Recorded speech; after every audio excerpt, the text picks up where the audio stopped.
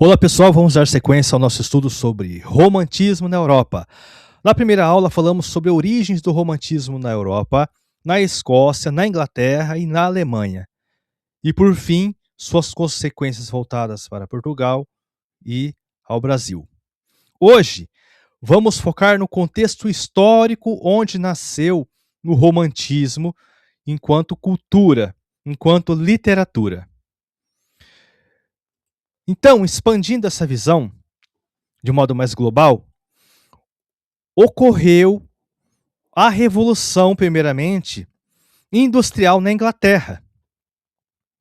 Houve o avanço gradual da tecnologia, ou seja, essa tecnologia, as máquinas foram evoluindo em sua engenharia e as máquinas foram utilizadas no processo de tecelagem, ou seja, aquela agricultura mais primitiva no campo, onde retirava-se a lã das ovelhas de maneira bem manufaturada mesmo, aos poucos foram se transformando.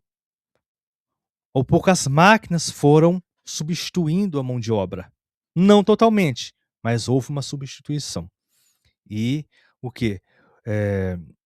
Houve transformação econômica na Inglaterra aos poucos, de uma economia um pouco mais primitiva para uma economia onde ocorreu o quê? O domínio da mão de obra desses produtores. Muitos produtores, eles passaram a trabalhar nas fábricas, quando foram surgindo as fábricas, com mão de obra bastante, com o preço da mão de obra bastante pequeno, bastante reduzido, sem contar as condições precárias. Podemos já ver, então, nessa Revolução Industrial, o avanço tecnológico, inclusive suplementado podemos dizer assim, pela evolução científica, porque também havia-se máquinas a vapores também. Então, foi ocorrendo, por um lado, a insatisfação dos trabalhadores. E, por outro lado, também a ganância, até a ansiedade por parte ali dos empresários e boa parte ali da burguesia. Então, já podemos observar um contexto aí até um pouco conflitante em relação ali em duas realidades existentes no mesmo contexto. Assim sendo, ocorreu também uma outra grande revolução que, no caso, é a Revolução Francesa, em 1789. Só que antes disso, a França passava por grande opulência, tudo, estabilidade financeira.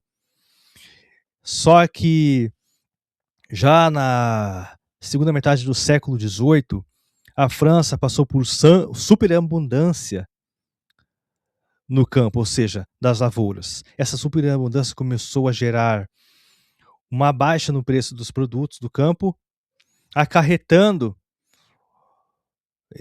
numa insatisfação econômica. Por outro lado, havia-se também o sufocamento do terceiro estado por meio da cobrança dos tributos. E podemos dizer que essa cobrança não seria injusta. Por quê? O primeiro e o segundo estado, eles ficavam ali isentos dos tributos, dos impostos. Mas como a França passava por essa dificuldade financeira, então houve uma tentativa de chegar a um consenso a respeito de arrumar uma solução para o problema econômico da França, só que não houve. Então houve divergência, tudo, e o terceiro estado passou a divergir do primeiro e do segundo, então acarretando aí em algumas manobras para poder aí solucionar o problema ali das camadas mais precárias. Lembrando que a própria burguesia na França, ela se ramificava.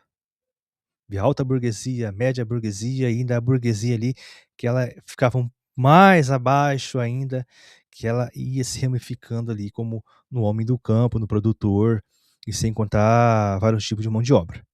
Então, havendo essa satisfação, Depois houve, com a Revolução Francesa, teve a queda do absolutismo, grandes revoltas, agitações por parte, de um lado, dos ideais liberais e, por outro lado, ideais conservadores e monarquistas também. Claro que em algum momento nós vamos observar, o movimento conservador liberal, isso também ocorre. Então, assim, o liberalismo na Europa, ele vai ganhando várias ramificações, várias frentes, vários movimentos, cada qual com suas características de divergências. Na própria França, naquela divisão política entre girondinos, jacobinos, aí o próprio jacobinos ali havia uma ala radical, mais extremista, uma ala mais moderada, e depois também existia aquela ala que ficava mais ao meio, chamada de pântano, que esse pântano ele dançava conforme a música, conforme a conveniência. Então, temos a Revolução Industrial e a Revolução Francesa, que demonstram ali transformações, revoluções e insatisfações. Podemos observar o quão turbulento era este cenário europeu no período em que surgiu o romantismo, no caso em Portugal, ali já em 1825 até 1865, que é o período onde durou a escola do romantismo. Então, em Portugal, ele já passou pela ausência da família real, por conta da evasão das tropas napoleônicas, depois houve a interferência dos britânicos, depois a permanência britânica em Portugal. Houve a depressão social em Portugal também. Podemos chamar de grande depressão social, insatisfação. Depois, já em 1820, os maçons, com o pensamento liberal, já começaram a entrar em conflito com a monarquia. Já nesse interim, Dom Miguel e Dom Pedro I já haviam também entrado em conflito. Depois tivemos a Guerra Civil Portuguesa, depois as lutas liberais, já em 1832 e 1834. Então é importante frisar essas datas, essas lutas, essas revoluções, porque de 1825 até 1865 foi o período que também coexistiu com essas revoluções a literatura, ou seja, o romantismo enquanto o romantismo enquanto manifestação cultural literária. Então, já deu para ter uma noção aí do contexto histórico do romantismo. Então, obviamente, não tem como aprofundar em todas essas revoluções, fizemos aqui apenas um voo rasante mesmo, por isso que falamos, é o contexto histórico do romantismo. Claro que para aprofundar, teríamos de entrar mesmo na aula de história. Então, sobretudo, foi este o contexto que nasceu o romantismo na Europa e o romantismo, neste caso, em Portugal. Na próxima aula, falaremos sobre as características do romantismo, sobretudo em Portugal. E na aula seguinte, falaremos sobre as 3 fases do romantismo em Portugal, já focando nos seus processos de manifestações da literatura e também o seu apogeu e o seu declínio. Até a próxima aula.